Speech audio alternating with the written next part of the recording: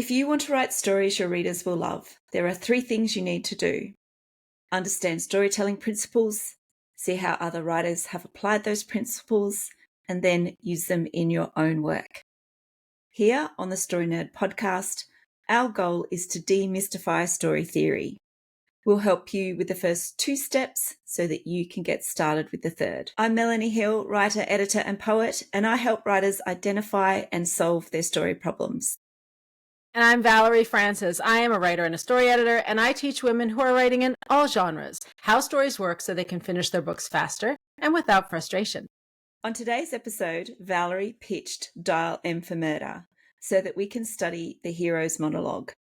This 1954 film was directed by Alfred Hitchcock from a screenplay by Frederick Knott. It's based on the 1952 stage play of the same name, also by Frederick Knott.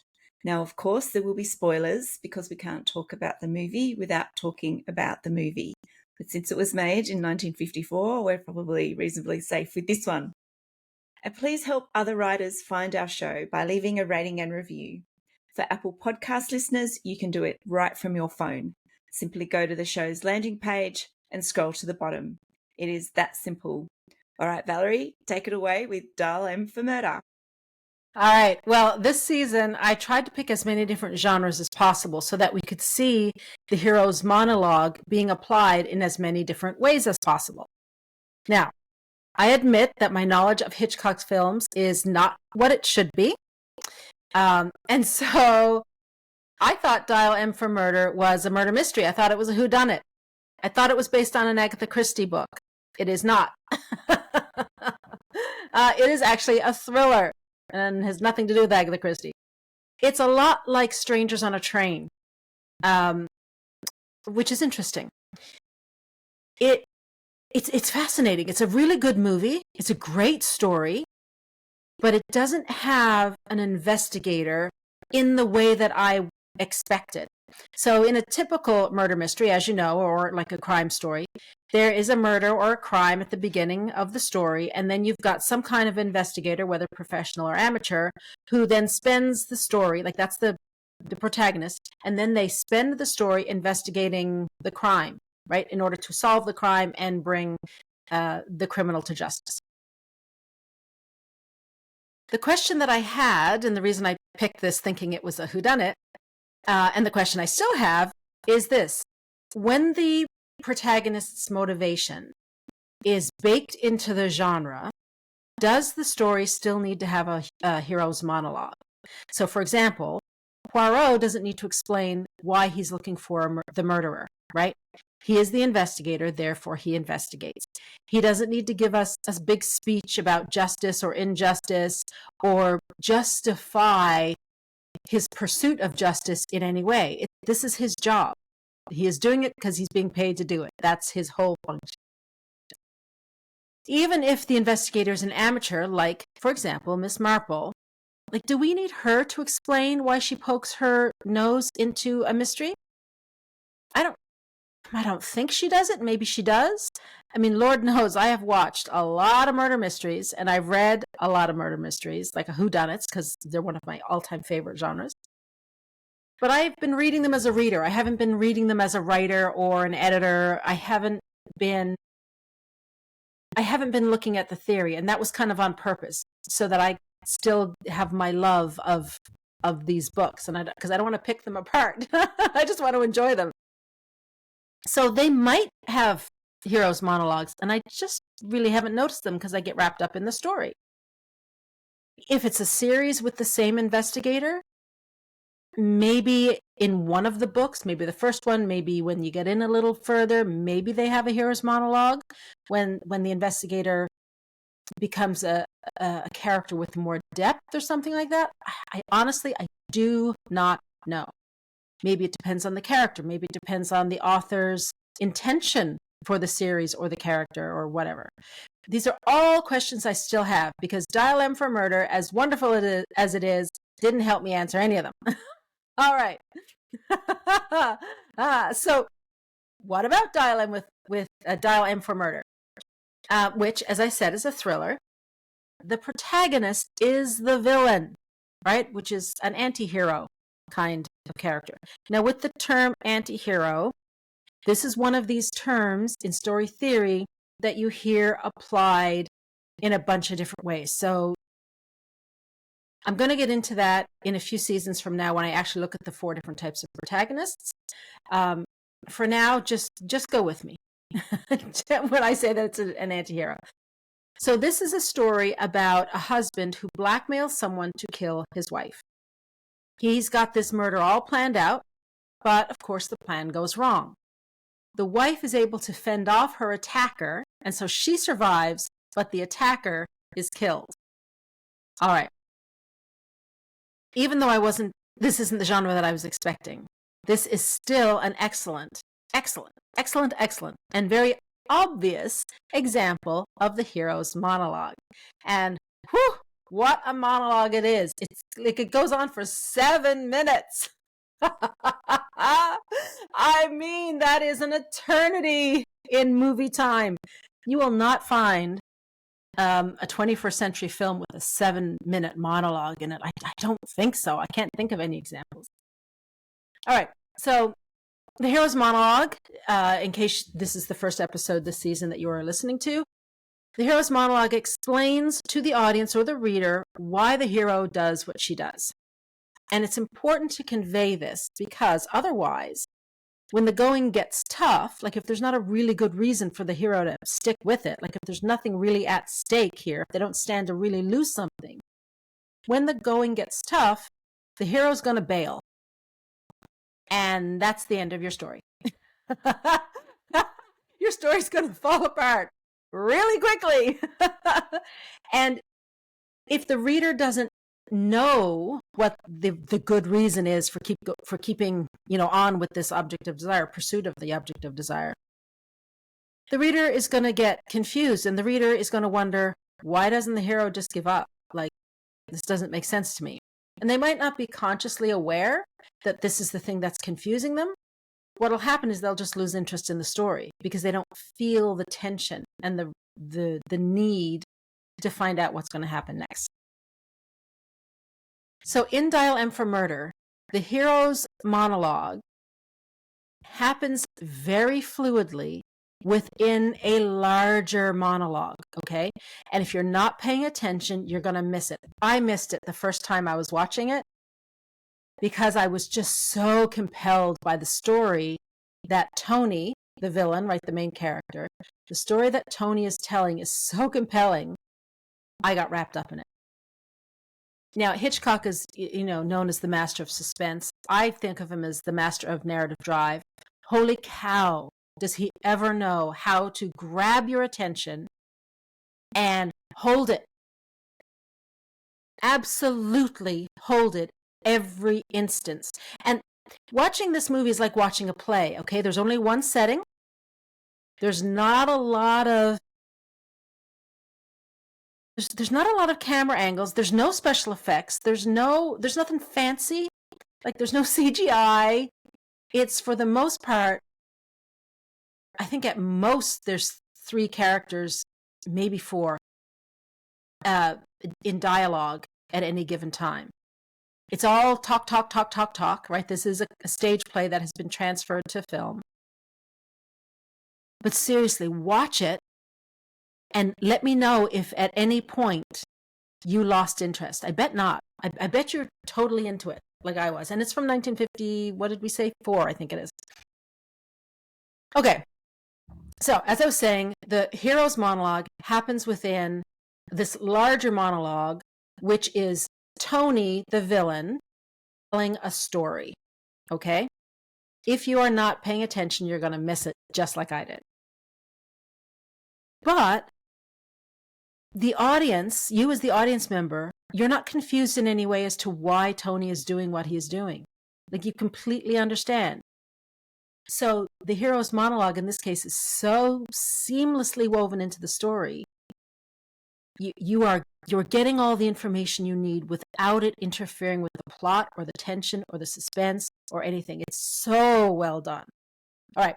So the hero's monologue itself is 3 minutes within this larger 7-minute monologue. So I'm going to read the hero's monologue to you, okay? It's 3 minutes. Just stick with me. I'm not an actor, so, I'll do my best. Like I said, the screenwriter is a playwright, and it shows. So this is why there's so much talking, right? Because that, like a stage play is all talk, talk, talk, talk, talk. That's basically all it is. All right, so in this little scene, the husband, Tony, is speaking to the man he is blackmailing, right? To the murderer, or to the attacker, I should say, the guy who ultimately gets killed. And his name is Swan. So this whole monologue starts at about 14 minutes in. And this is all Tony speaking here. Tony says, "You can always marry for money. I know I did. I was a tennis star, but she nearly left me." And his wife, of course, is Margot, played by Grace Kelly. Tony continues, "After we were married, I played in the various championships and took Margot with me. She didn't like it much, and when we got back, she tried to make me give up tennis and play husband instead. In the end, we compromised. I went alone to America for the grass court season and returned after the national championships. I soon realized a lot had happened while I was away. For one thing, she wasn't in love with me anymore. There were phone calls which would end abruptly if I happened to walk in. There was an old school friend who used to visit from time to time. One day, we had a row. I wanted to play in a covered court tournament, and as usual, she didn't want me to go. I was in the bedroom. The phone rang. It all sounded pretty urgent. After that, she seemed rather keen that I play in the tournament after all. So I packed my kid into the car and drove off. I parked the car 2 streets away, walked back in my tracks. 10 minutes later, she came out of this house and took a taxi. I took another. Her old school friend lived in a studio in Chelsea. I could see them from the studio window as he cooked spaghetti over a gas range. They didn't say much. They just looked very natural together. It's funny how you can tell when people are in love. I went for a walk and I began to wonder what would happen if she left me. I'd have to find some way of earning a living to begin with. I suddenly realized how much I'd grown to depend on her. All these expensive tastes I'd acquired while I was at the top. Now big tennis had finished with me, and so, apparently, had my wife. I can't ever remember being so scared. I dropped into a pub and had a couple of drinks. As I sat in the corner, I thought of all sorts of things. I thought of 3 different ways of killing him. I even thought of killing her. That seemed a far more sensible idea. And just as I was working out how I could do it, I suddenly saw something which completely changed my mind. I didn't go to that tournament after all. When I got back, she was sitting exactly where you are now. I told her I decided to give up tennis and look after her instead. Well, as things turned out, I needn't have got so worked up after all. Apparently that spaghetti evening had been a sort of fond farewell. The boyfriend had been called back to New York. There were long letters from there. They usually arrived on Thursdays, and she burned them all, except one. That one she used to transfer from handbag to handbag. It was always with her. That letter became an obsession with me. I had to find out what was in it. Finally, I did. That letter made very interesting reading. And then he goes on from there. So this is only 3 minutes of a 7-minute long monologue, right, which is an eternity. But it sure does explain why Tony does what he does. He's afraid that Margot will leave him. He's not afraid of losing her per se. He's afraid of losing her money. He needs it, because without it, he's going to have to get a job, right, and pay his own way through life. And that is not something he is accustomed to. Big Tennis looked after him while he was the star. And now, as Margot's husband, he still gets to be the dazzling star, living this glamorous life on her dime. He would rather kill her and inherit the money than lose the money. So within this 3-minute monologue, he specifically says, I suddenly realized how much I'd grown to depend on her. All these expensive tastes I'd acquired while I was at the top. Now Big Tennis had finished with me, and so apparently had my wife. I can't ever remember being so scared. So that's why he does this. He wants her money. All right, Melanie, that's the hero's monologue. How did you go this week with your study of the shadow? Well, this is going to be really interesting, right? There's some things that I think have been clicking for me while I've been listening to you talk, and see if you can pick those up when I go through the shadow. All right. Dial M for Murder, I think, is all about Tony Wendis's shadow, but maybe not in the way that people think. So the obvious way to think about Tony's shadow is to think about Tony as a plotting murderer, because when we think about the shadow, we think about it as a negative. But what I think is that nice Tony is his shadow. This is the part of himself that he's kept hidden, but only brought out in order to give the real Tony room to maneuver. So let's just have a quick look at nice Tony, right? Margot clues the audience into nice Tony in the first 3 minutes of the movie. And before we even meet him, Margot says to Mark Halliday, her former lover, and I quote, "Tony's changed. He's a completely different person to the one I used to tell you about. He just said he decided to give up tennis and settle down to a job. Of course, I didn't believe him at first, but he meant it all right. He's been wonderful ever since," end quote. So that is nice Tony. Now, the audience is exposed to nice Tony throughout the movie, but only when his wife, Margot, and her lover and the chief inspector are in the room with him, right? So that is when we see nice Tony. Now, let's have a look at the real Tony. What's interesting about Tony is that his true nature is operating in dramatic irony. So the audience's main view of Tony is all about him plotting to murder his wife or plotting to have her framed for murder.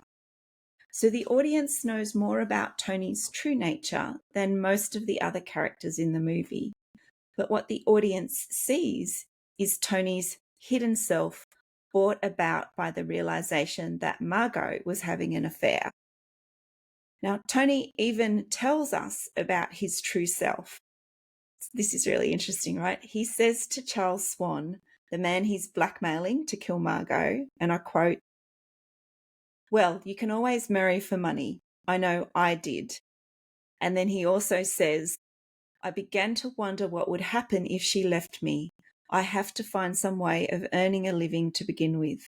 I suddenly realized how much I've grown to depend on her.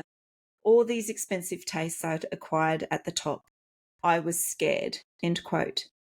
So Tony's true nature had revealed itself to him well and truly before the point where the movie started.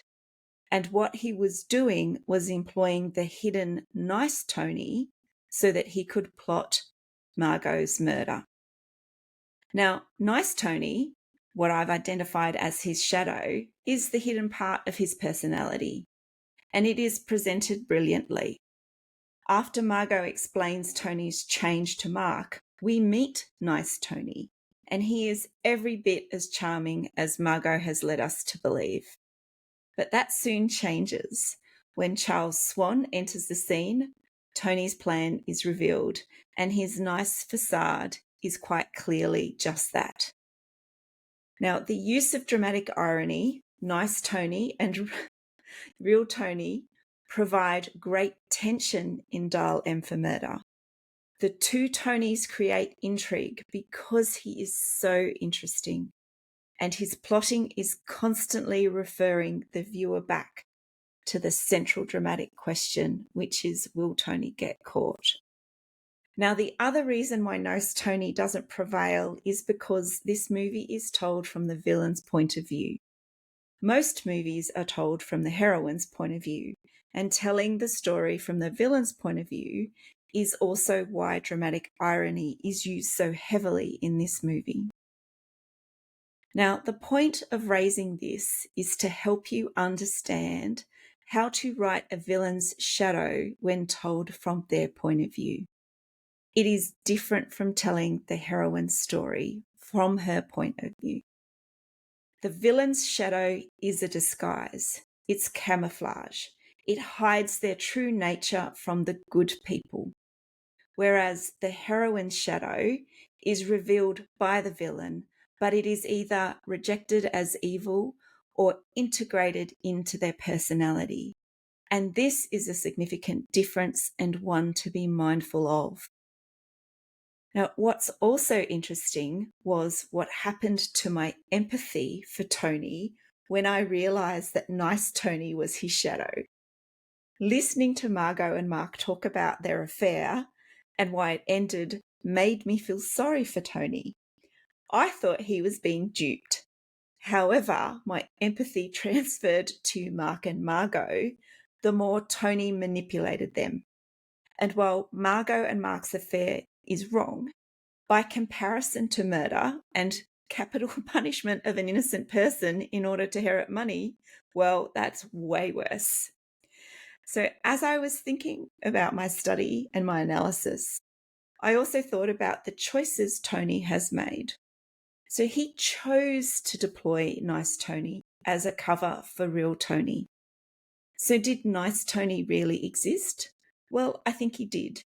Because in the same way that the heroine might discover a different aspect of her personality, the villain can do that too.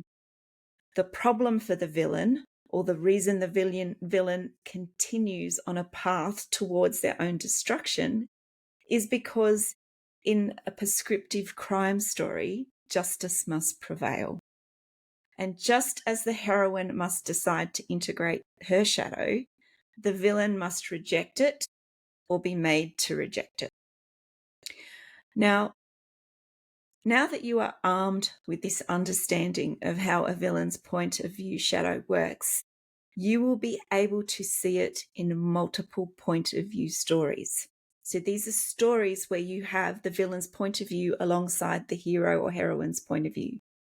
You will understand that to the outside world, the villain's shadow is presented, but their true nature can and should be revealed at some stage. Now, you need to study how and when this happens in TV shows, movies, and books, because it is there. And once you see it, you will understand what is going on, and you will be able to use this technique in your writing. All right, so that's what I found out about the shadow this week. What's the action step for today, Val? All right. Well, I think it's pretty simple this week. I want everyone to watch this movie. Seriously, watch the movie and see how seamlessly the hero's monologue is woven into Tony's story. It's brilliant. I mean, this is the kind of writing that we aspire to. If you're not writing at that level yet, don't worry about it. Very few people are. But you'll get an idea of what is possible, and it's very exciting. All right, well, that wraps it up for this week. Join us again next week when we discuss Tar. To support the show, please leave us a rating and review and tell your writer friends about us. For the power to write a best-selling story, visit storynerd.ca/courses.